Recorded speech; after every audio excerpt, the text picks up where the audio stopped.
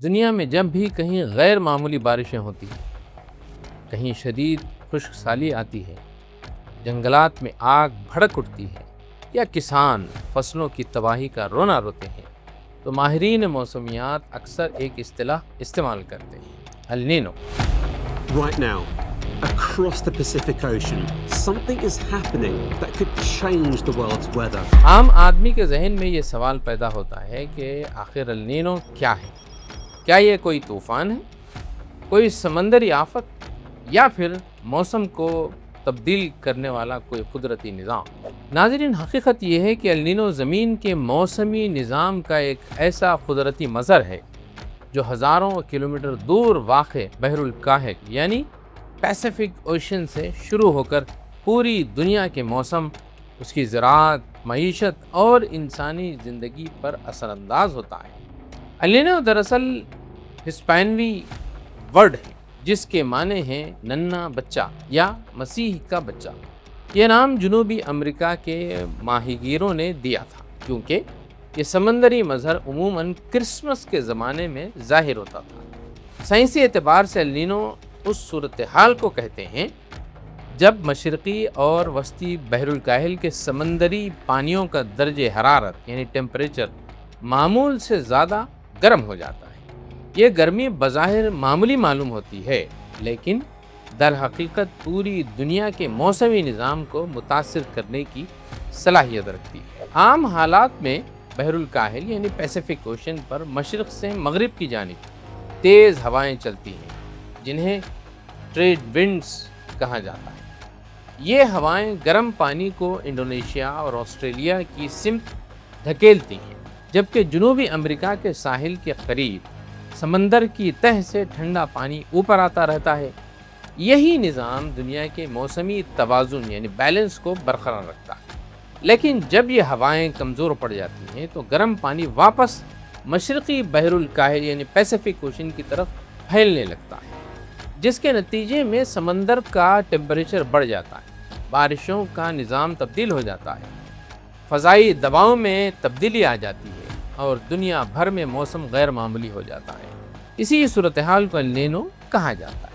El Nino کا ایک مخالف مرحلہ بھی ہوتا ہے جسے لانینا کہا جاتا ہے۔ لانینا میں النینو کے برعکس بحر الکاہل کا پانی معمول سے زیادہ ٹھنڈا ہو جاتا ہے، ٹریڈ ونڈز زیادہ طاقتور ہو جاتی ہیں، بارشوں اور ٹیمپریچر کے رجحانات النینو کے برعکس ہونے لگتے ہیں۔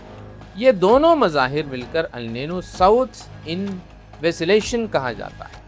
النینو صرف سمندر تک محدود نہیں رہتا بلکہ پوری دنیا پر یہ اثر ڈالتا ہے۔ جنوبی امریکہ میں پیرو اور ایکواڈور میں شدید بارشیں اور سیلاب آتے ہیں، آسٹریلیا میں خشک سالی بڑھ جاتی ہے، درجہ حرارت میں اضافہ ہو جاتا ہے اور جنگلات میں آگ لگنے کے واقعات بڑھ جاتے ہیں۔ افریقہ کے بعض علاقوں میں قحط اور بعض میں غیر معمولی بارشیں دیکھی جاتی ہیں۔ شمالی امریکہ میں موسم کے معمولات تبدیل ہو جاتے ہیں، بعض ریاستوں میں شدید بارشیں اور بعض میں خشک سالی یعنی ڈراٹ پیدا ہو جاتی ہے۔ ہندوستان کے لیے النینو خصوصی اہمیت کا حامل ہے کیونکہ ملک کی معیشت کا بڑا حصہ آج بھی مانسون کی بارشوں پر منحصر ہے۔ ماہرین کے مطابق النینو کے دوران جنوب مغربی مانسون کمزور پڑ سکتا ہے، بارشوں میں کمی آ سکتی ہے، زرعی پیداوار متاثر ہو سکتے ہیں، جس سے خوراک کی قیمتیں بڑھ سکتی ہیں اور پانی کے ذخائر کم ہو سکتے ہیں۔ ہندوستان کی کئی بڑی خشک سالیاں یعنی ڈراٹس النینو کے برسوں میں ہی ریکارڈ کی گئی۔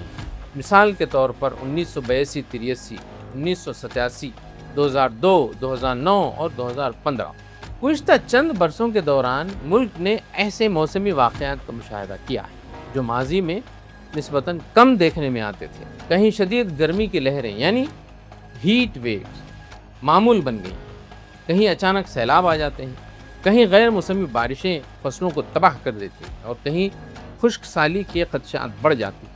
ایسے حالات میں ماہرین موسمیات بار بار النینو اور موسمیاتی تبدیلی یعنی کلائمیٹ چینج کی جانب اشارہ کرتے ہیں۔ سال 2023 اور 24 کو دنیا کے گرم ترین برسوں میں شمار کیا گیا۔ عالمی ادارے موسمیات WMO اور اقوام متحدہ کے ماہرین کے مطابق اس غیر معمولی گرمی کی ایک بڑی وجہ النینو کا فعال ہونا ہے۔ بحر الکاہل کے پانیوں کے گرم ہونے سے عالمی درجہ حرارت میں اضافہ ہوا، جس کے اثرات جنوبی ایشیا سمیت پوری دنیا میں محسوس کیے گئے۔ ہندوستان میں el نینو کا سب سے بڑا اثر مانسون کے نظام پر پڑتا ہے، یعنی بارشوں پر۔ ملک کی تقریباً نصف سے زیادہ زرعی زمین براہ راست بارش کے پانی پر منحصر ہے۔ اگر مانسون کمزور پڑ جائے تو فصلیں متاثر ہوتی ہیں، غذائی اجناس کی پیداوار کم ہوتی ہے اور مہنگائی میں اضافہ ہونے لگتا ہے۔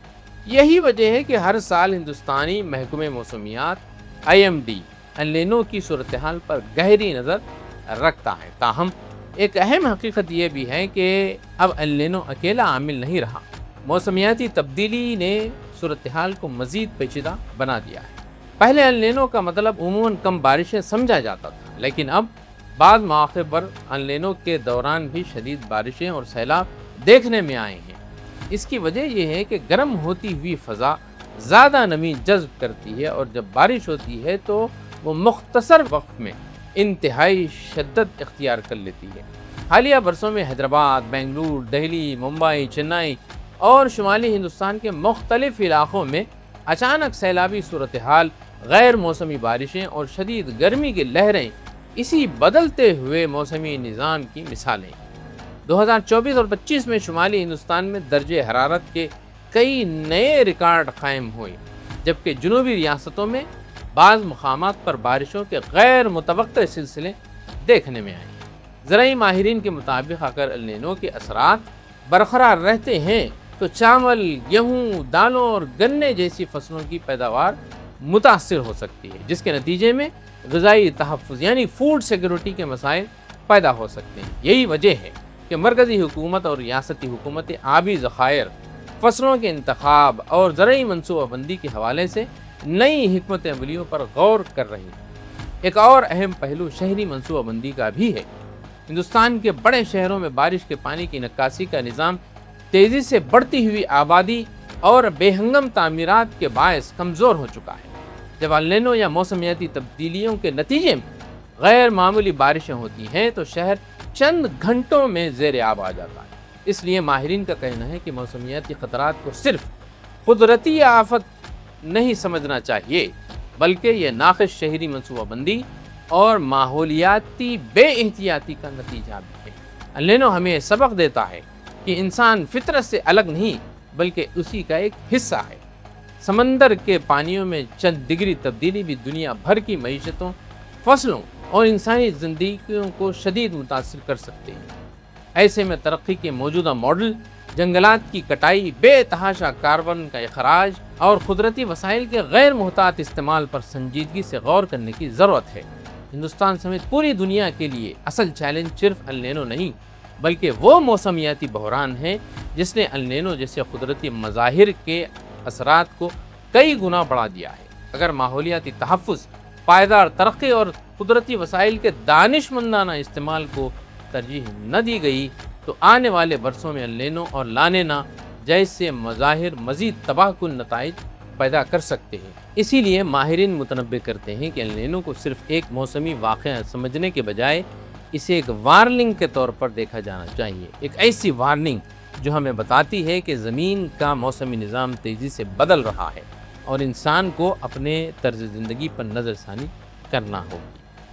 تو ناظرین، آپ دیکھ رہے تھے ویوز آن نیوز، پھر ہوگی ملاقات کسی نئے موضوع کے ساتھ۔